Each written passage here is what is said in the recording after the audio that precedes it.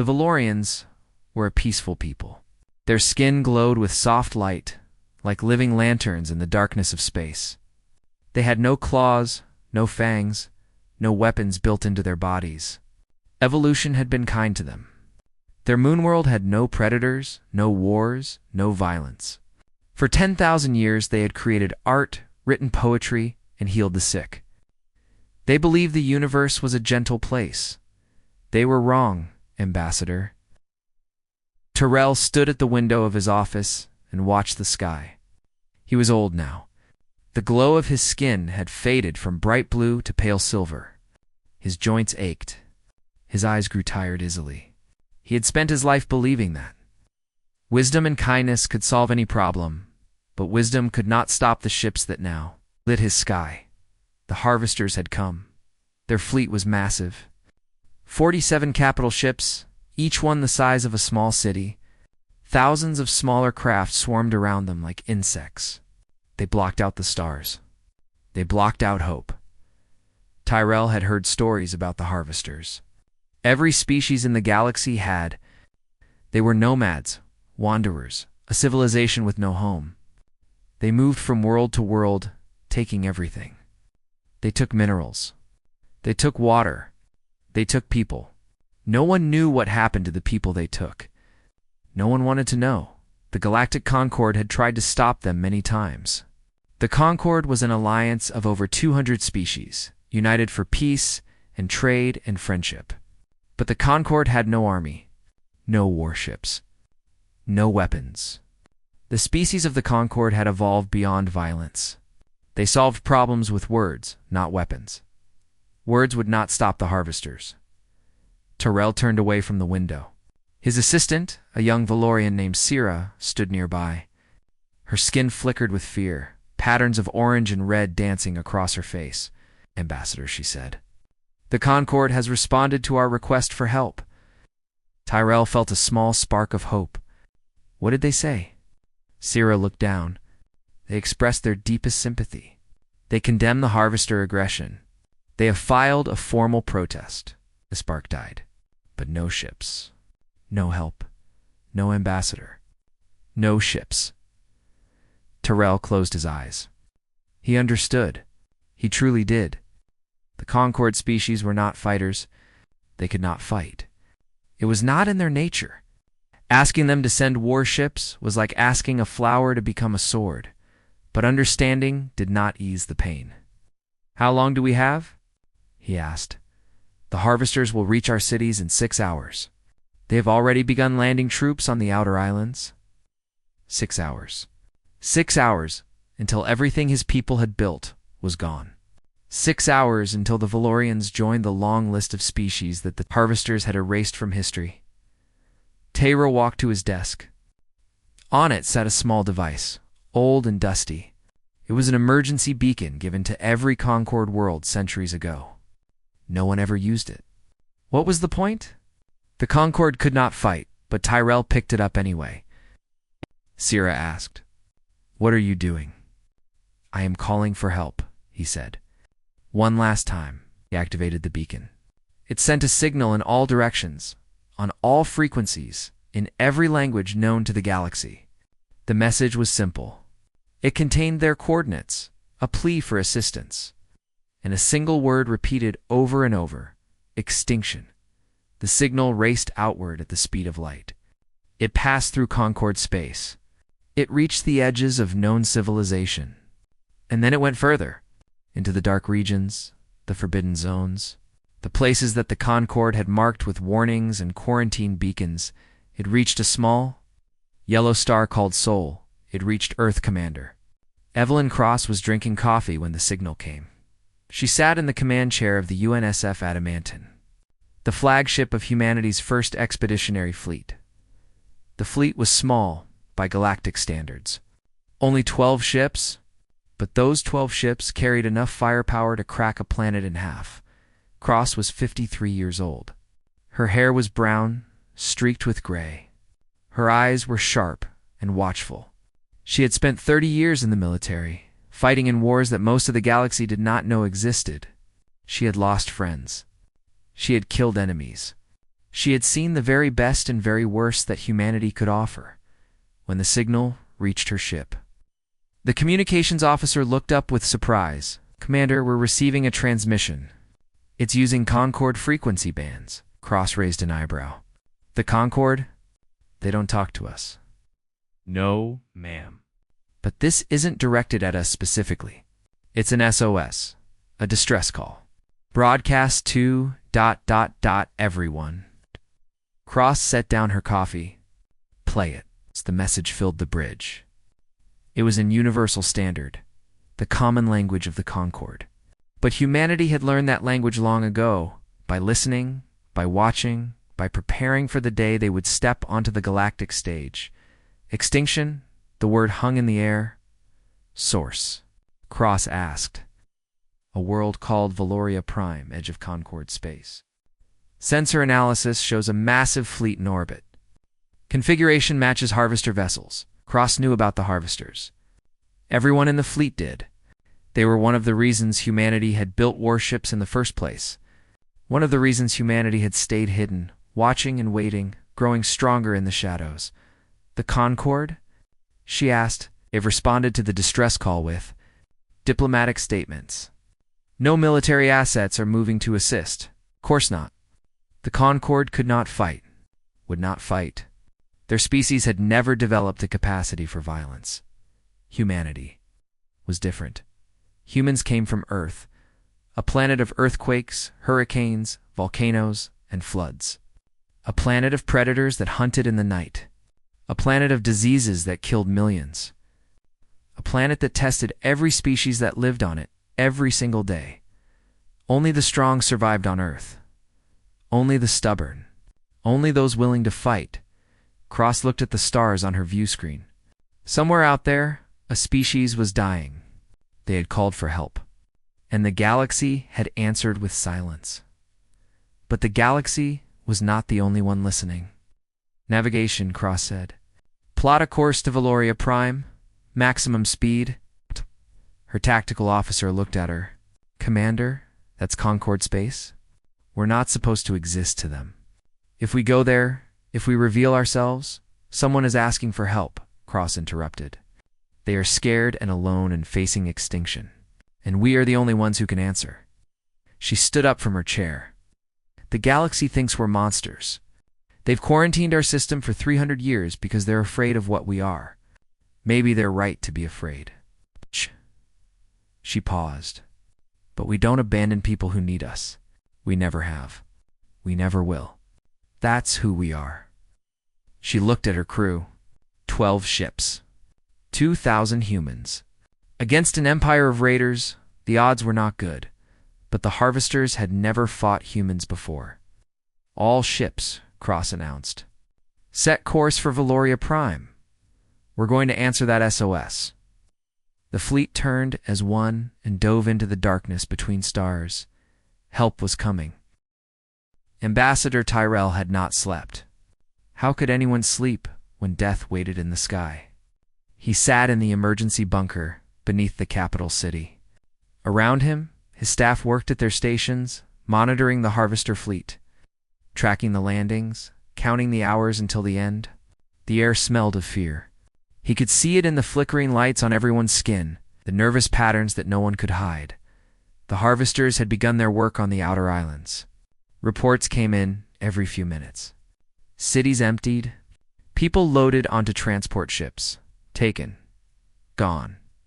No one knew where. No one wanted to imagine. Tyrell had sent messages to every world in the Concord. He had begged for help. He had pleaded. He had reminded them of treaties, of promises, of the bonds between species. The responses were all the same. Sympathy, condolences, prayers. But no ships. Ambassador, Syrah's voice was strange, confused. "Something is happening." Tyrell looked up. "The harvesters." "No, something else. Our sensors are detecting an energy buildup." "In space? Near the harvester fleet?" She frowned at her screen. "The readings make no sense. It looks like fold space emergence, but the energy signature is completely wrong. Far too violent." On the main display, the view shifted to show the Harvester formation. The massive ships hung in orbit like a crown of thorns around the world. They had one. They knew it. They moved with the lazy confidence of predators who had no fear of their prey. Then reality tore open. Tyrell had seen fold space travel before. Ships usually emerged gently, sliding from one point in space to another, like fish swimming through water. This was not gentle. This was a wound ripped in the fabric of existence. Light poured out, harsh and white. The Harvester formation scattered an alarm, ships breaking away from each other. 12 vessels came through. They were not like any ships Tyrell had ever seen. The Concorde built vessels that were round and smooth, designed for beauty and efficiency. The Harvester ships were rough and ugly, built for brutality. These ships were something else entirely. They were angular, with sharp edges and flat surfaces. They bristled with weapons. They moved in perfect formation, like a pack of hunting animals. They looked dangerous. They looked angry. They looked like they had come to kill. A transmission cut through all frequencies. Every screen in the bunker displayed the same image: human face. Tyrell knew humans only from old records and fearful stories. The Concorde had quarantined their system 3 centuries ago after first contact went badly. The early explorers who found Earth had been terrified by what they discovered: a world of constant danger. A species that had survived by fighting everything, including each other. The Concorde had decided that such creatures were too dangerous to allow into galactic society. But now, a human was looking at him. She was a female, older, with gray in her hair. Her eyes were steady and calm. She did not look like a monster. She looked tired. She looked determined. "Harvester Fleet," she said. "This is Commander Evelyn Cross of the United Nations Space Force. You are engaged in an act of genocide against the civilian population. You have 60 seconds to withdraw or be destroyed. There will be no second warning." Sierra stared at the screen. "Humans." "Ambassador, those are humans." "I know," Tyrell whispered. The Harvesters responded. Their commander, a creature named Vorith, appeared on a separate channel. He was enormous, covered in thick gray hide and natural armor. His species had evolved on a world almost as dangerous as Earth. "Almost humans," Vorith growled. "I have heard of your kind. The Deathworlders. The Forbidden Ones." He made a sound that might have been laughter. 12 ships? I have 47. You are brave little predators. But you are outnumbered. Leave now, and I will let you live. Commander Cross did not blink. 50 seconds? You threaten me? I have conquered 40 worlds. I have crushed species that were ancient when your kind still lived in caves. What can 12 ships do against my fleet? 40 seconds. Vorat's amusement faded. You are insane. All of you. The stories are true. 30 seconds. The Harvester commander roared in anger. Attack. Destroy them. Show these Deathworlders what happens to those who challenge us. The Harvester fleet moved. 47 capital ships, thousands of fighters all turning toward the human formation. It was overwhelming force. It should have been enough to crush any enemy. Commander Cross smiled. Time's up. The human fleet fired. Tyrell had never seen weapons like this. He did not know such weapons were possible. The humans did not use energy beams or plasma bolts, the standard armaments of galactic warfare. They used something more primitive. More brutal, they used metal. Railguns accelerated solid projectiles to speeds that should have been impossible. The projectiles crossed the distance between the fleets in seconds. They punched through Harvester shields like they were not there. They ripped through armor. They tore ships apart.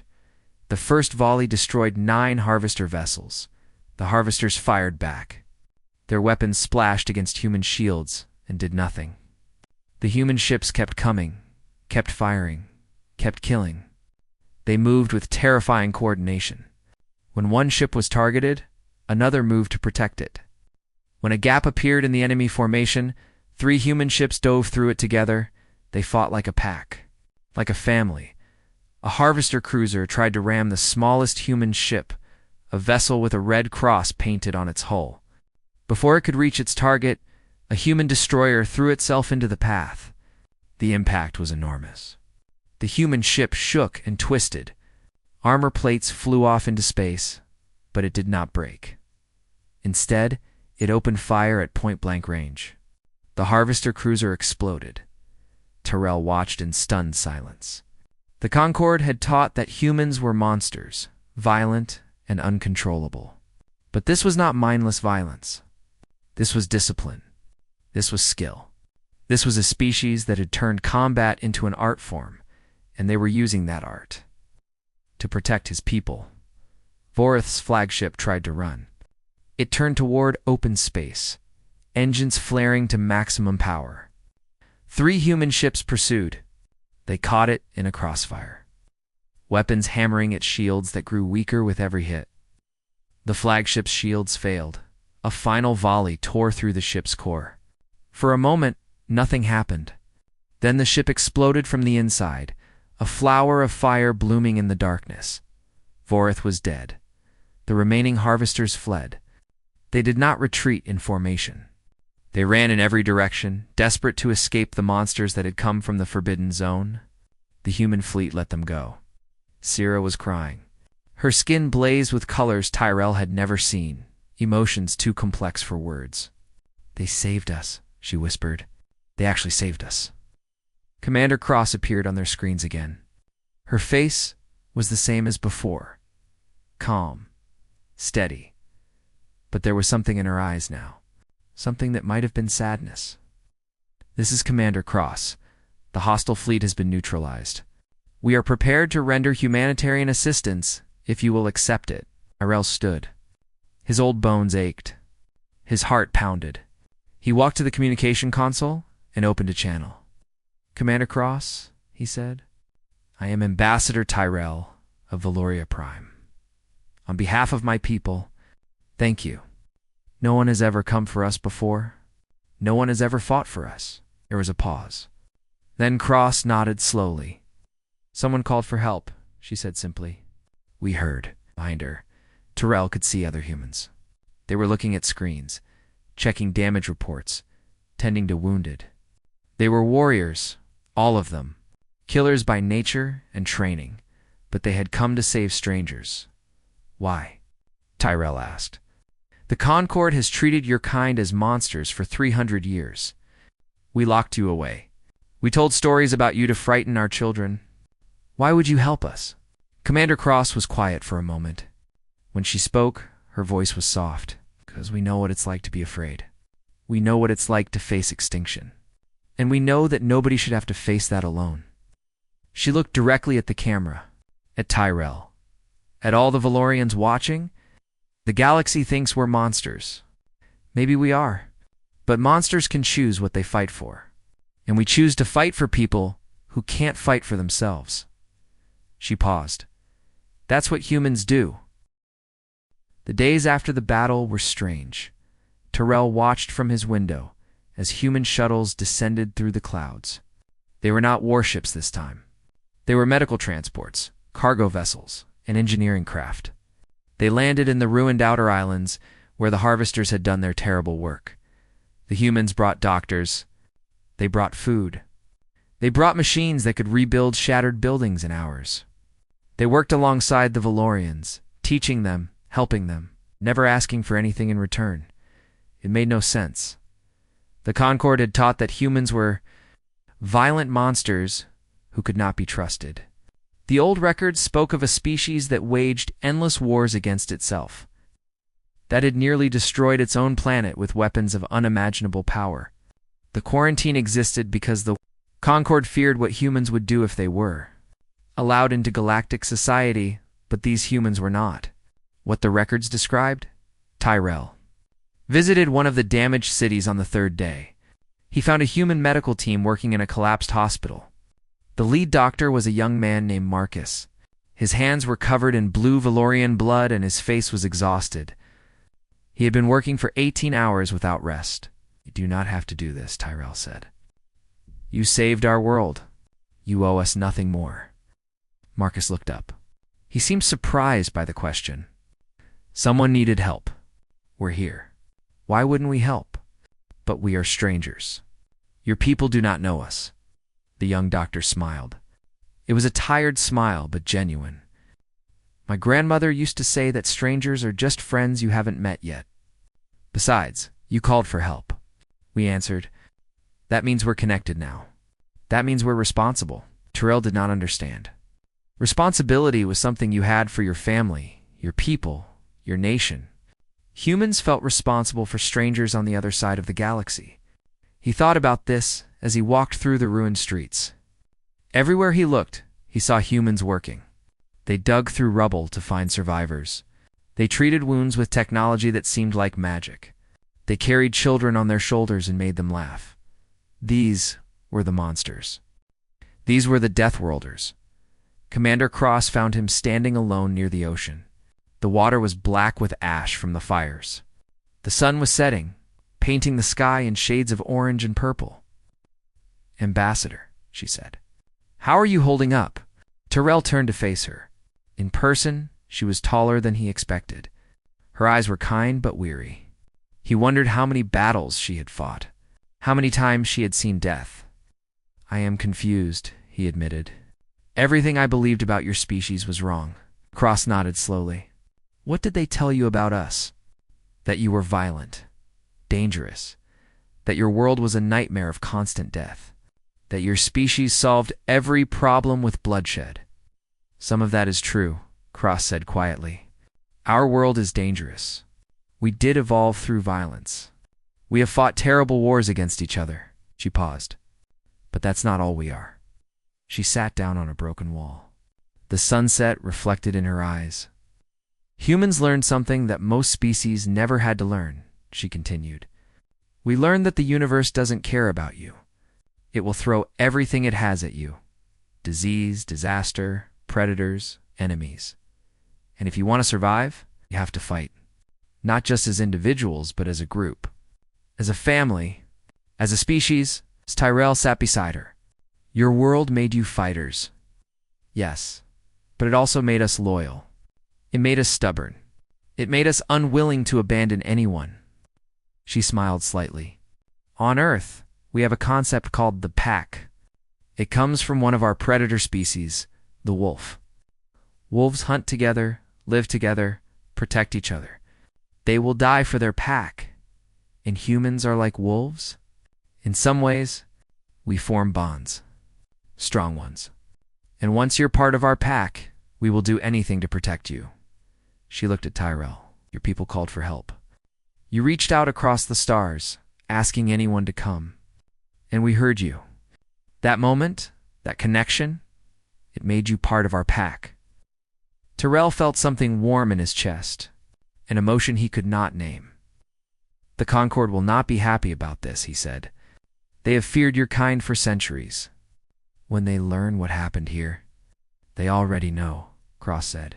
My communications officer has been tracking Concord transmissions. Every world in the galaxy is talking about the Battle of Valoria Prime, about the humans who came out of quarantine to save a species they had never met. What will you do? We'll face whatever comes. We didn't come here looking for a fight with the Concord, but we're not going to hide anymore either. She stood up. The galaxy is bigger than the Concord. There are worlds out there that need protection. Species that are being hunted and enslaved. If we can help them, we will. Tyrell stood as well.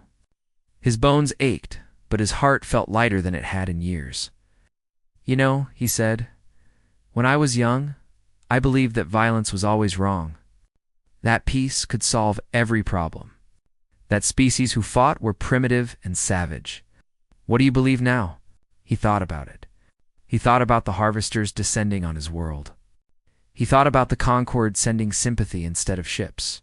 He thought about Commander Cross and her fleet, fighting and bleeding for strangers. I believe that sometimes peace needs protectors. I believe that kindness without strength is just weakness with good intentions. He looked at the human commander. And I believe that the galaxy has been waiting for someone like you for a very long time. Cross smiled. It was a genuine smile, without reservation. Thank you, Ambassador. That means more than you know. They stood in silence as the sun finished setting. The stars came out, one by one, filling the sky with light. Somewhere up there, the human fleet waited. 12 ships that had changed everything, Commander Tyrell said. The Concord will hold a session soon. They will discuss what happened here. They will decide what to do about your people. I know. I would like to speak at that session. I would like to tell them what I have seen. Cross nodded. We would be honored. I would like to propose something. An alliance between Valoria Prime and Earth. It surprised her. Tyrell could see it in her eyes. An alliance? She repeated. We have warriors. We have healers. You have weapons. We have knowledge. Together, we could help many worlds. He placed a hand on her arm. You do not have to be alone anymore, Commander. The galaxy may fear you, but Valoria Prime will stand with you. Cross was quiet for a long moment. When she spoke, her voice was thick with emotion. The humans of Earth have been alone for 300 years. We watch the galaxy from our little corner, building ships, preparing for the day we might be needed. We always believed we would fight that day by ourselves. She looked at Tyrell with something like wonder. Cow. Thank you, Ambassador, for showing us that we were wrong about the galaxy too, that there are species out there worth fighting for, worth dying for. She extended her hand. Tyrell had read about this gesture in the old records. A human greeting. A promise. A bond. He took her hand and shook it. The stars are wide, he said, and the darkness is deep. But perhaps, together, we can bring a little light. Perhaps we can, Commander Cross agreed. Above them, the stars burned on. And for the first time in centuries, the galaxy had something new. It had hope. The Galactic Concord met on Station Prime, a massive artificial world at the center of known space.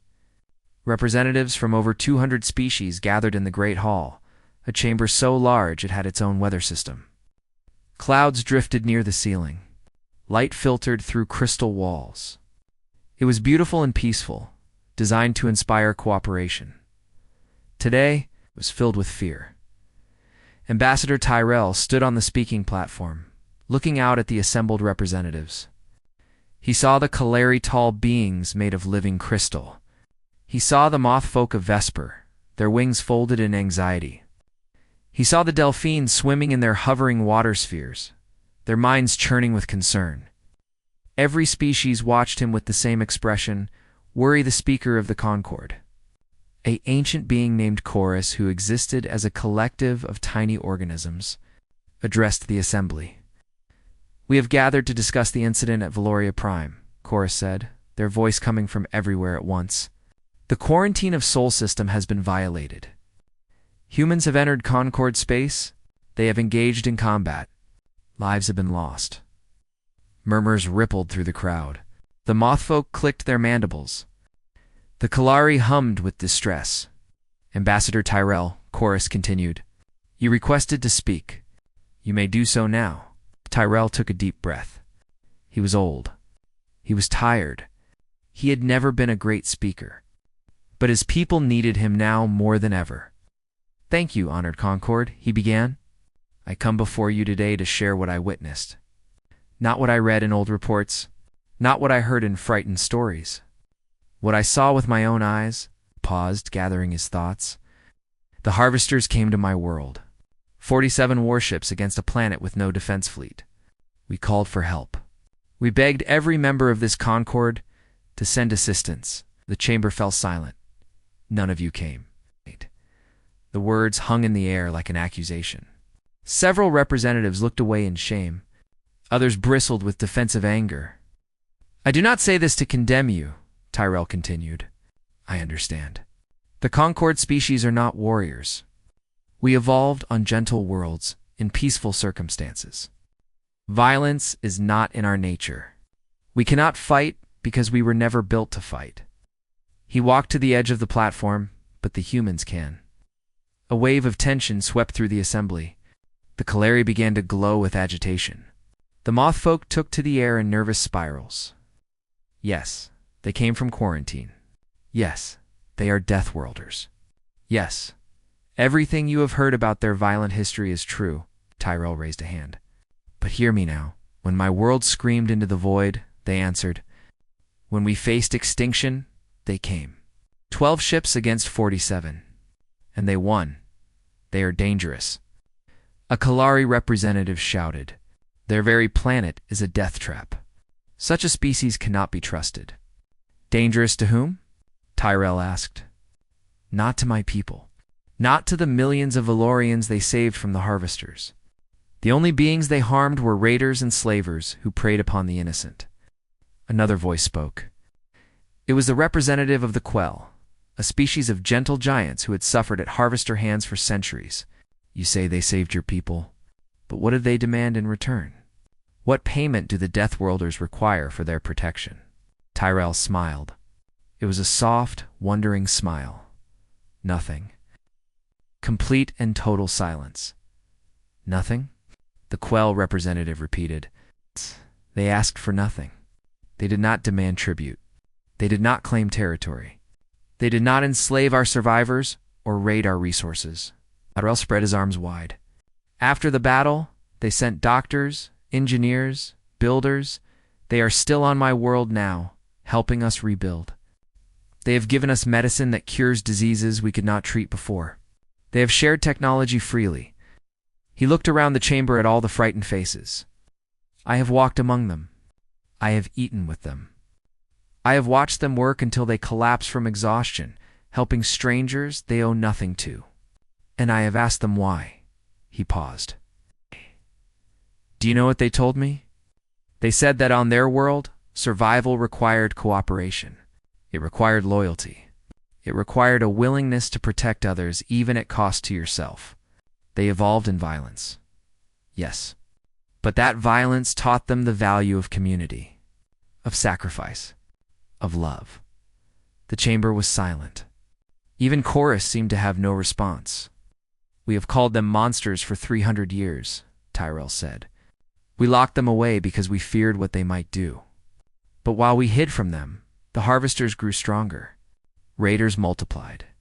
Slavers took world after world. And what did the Concord do? We filed protests. We sent condolences. We watched our people suffer and did nothing. His voice grew harder. The humans did not watch. They did not wait. They heard a cry for help and they came. Not because we paid them. Not because we were their allies. Simply because someone was in trouble and they could help. He turned to face Chorus directly. I propose that the quarantine be lifted. I propose that humanity be granted membership in the Galactic Concord, and I propose an alliance between all willing species to stand together against those who prey upon the weak. The chamber exploded into noise. Representatives shouted over each other. Some demanded that Tyrell be removed. Others called for immediate support of his proposal. The Quell began to stomp their feet in approval. The Kalari flickered with conflicting colors, far from Concord space. The survivors of the Harvester fleet gathered. Kethix watched the chaos on her display screens. She was smaller than Vorath had been, but smarter. She had survived by being careful, by thinking ahead. By never taking a fight she could not win. Vorath had underestimated the humans. That mistake had killed him. Kethix would not make the same mistake. What are your orders? Her lieutenant asked. We reach out, Kethix said. To the slavers of Korath, to the blood raiders of the Eastern Rim, to every species that profits from violence and suffering. We tell them what happened at Valoria Prime. We tell them that a new predator has entered the hunting grounds. You think they will ally with us? They will have no choice. Kethix smiled with too many teeth. Separately, the humans will destroy us all. Together, we might stand a chance. Together, we might even win. She turned to face her lieutenant. The age of easy prey is over. The Deathworlders have come out of their cage. Now we must decide. Do we fight together or die alone? The message went out that night. Across the lawless sectors, ships received Kethix's proposal. An alliance of predators. A coalition of killers. United against a common enemy. united against humanity. On Valoria Prime, Commander Cross received word of both developments. The Concord was debating. The enemy was organizing. 200 peaceful species trying to decide if they could trust humans. A dozen violent ones preparing for war. She stood on the bridge of the Adamantine and looked at the stars. "Commander?" her first officer asked. "What are we going to do?" Cross thought about it. She thought about the centuries of isolation. The years of building ships and training soldiers for a war they hoped would never come. The dreams of a galaxy that might someday accept them. "We're going to do what we've always done," she said finally. "We're going to protect people who need protecting. We're going to fight enemies who prey on the weak. And we're going to show the galaxy who we really are." She turned to face her crew, not the monsters they feared, not the savages they imagined. Just humans, trying our best, refusing to give up, she smiled. "The coalition of predators thinks they can destroy us. Let them try. We've survived worse than them. We've survived ourselves." Her crew nodded. Some smiled back. Others looked grim but determined. "Send word to Earth," Cross ordered. "Tell them we need reinforcements. The galaxy is about to change, and we need to be ready." The message raced across the stars. The Deathworlders were coming, and they were just getting started. 6 months passed. The galaxy transformed in ways no one had predicted. The Concord vote had been close, but in the end, fear of the Harvesters proved stronger than fear of humans. Humanity was granted provisional membership. The quarantine was lifted. Earth opened its doors to the galaxy for the first time in 300 years. What the galaxy found surprised everyone. They expected a world of warriors, covered in weapons and fortresses. Instead, they found cities full of art and music. They found universities where knowledge was shared freely. They found hospitals that welcomed patients from any species. They found a people who had survived the worst their planet could throw at them, chosen to build something beautiful. Yes, humans had warships. Yes, they had soldiers. But they also had poets, painters, doctors, and teachers. They had children who laughed and played without fear. They had old people who sat in gardens and remembered the past. They were not monsters. They were just people. Commander Cross watched the transformation from her ship. The first expeditionary fleet had grown. 24 warships now, with more arriving every month. But they were not alone anymore.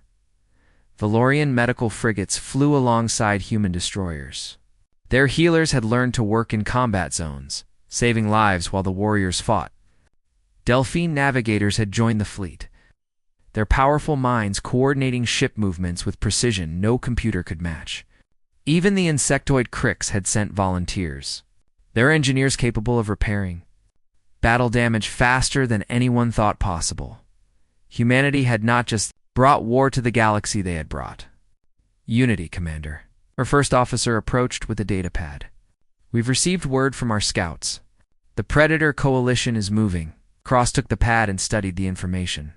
80 warships from 7 different species, harvesters, slavers, blood raiders, and for others. All united under Kethix's leadership.